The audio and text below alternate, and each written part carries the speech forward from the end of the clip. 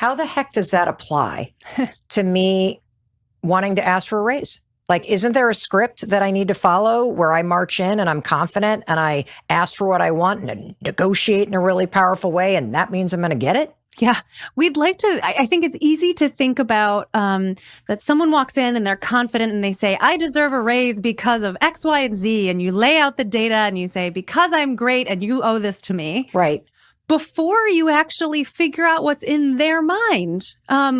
What do you value in an employee? Am I doing a good job? How can I add more value? What could make this organization better? How could I be more pleasant to be around? How could I be more helpful to my colleagues? And this is not the mindset that people usually go in with. They go in with this, I'm strong and I'm going to convince you that I'm right and deserving. There are questions like, how many other people do you have available to you that you could replace me with? That's an important question. If your boss has a queue of 200 other resumes sitting on their desk, you're probably not in a very powerful position to walk in and say, hey, give me a raise. But if you are bringing a lot of value and you're hard to replace, then maybe you are in a better position to talk about that. So I just want to make sure I got this straight, because I feel a little bad because I was out to dinner last night, believe it or not. I mean, I love how the universe works. And the person that was waiting on our table came up, and it turns out that they're a huge fan of this podcast. And it was really cool. And I said, oh, well, what topic would you want me to cover? And I kid you not, she said, I'm the manager at this restaurant, and next week I'm going in and I'm asking for a raise. And I think I gave her the wrong advice.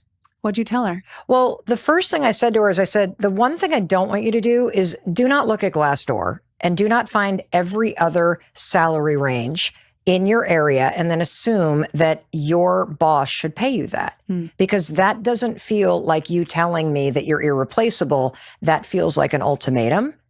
And when somebody does that to me, it makes me go, okay, well, if you'd like to get paid that at a different restaurant, go get that job. Yeah. And I then said to her, what I would do is I would look back through your calendar and your photographs and jog your memory and try to come up with a list of all of the problems you solve, all of the things that you do that your boss does not realize that you do. Come up with the number of different jobs that you do, and then also come up with the reasoning behind why you want to grow in this role and why that's important to you. But I didn't say, I want you to first stop and put yourself in your boss's shoes. Yeah.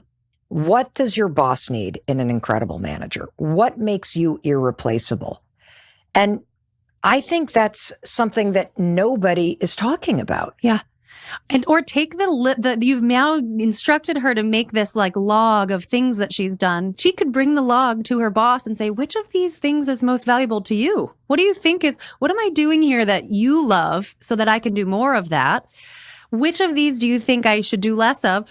How can I grow in this role? What should I be doing differently, better, great? Which of these are most valuable to you that make you want to hold on to me? So you would have that conversation before you actually have the one where you're truly asking for the promotion or the raise. Yeah. And this is true of any conversation where you're trying to be, the mindset of trying to be persuasive is a very dangerous mindset. What do you mean? There are so many conversations where we go in and we often at work and we want to persuade someone to agree with us. I want to persuade my boss that I am deserving of a raise. But the way to do that, ultimately, the way to be persuasive is to go in with a learning mindset. When you go in and you try and learn as much as you can about what's valuable to them, what's valuable to the organization, what do they love about what you're doing, what do they hate about what you're doing, learn. Ultimately, that conversation is going to feel like the two of you are solving a problem together rather than arguing and pushing and pulling and you trying to persuade them to agree with you. And ultimately, you will ironically end up being more persuasive.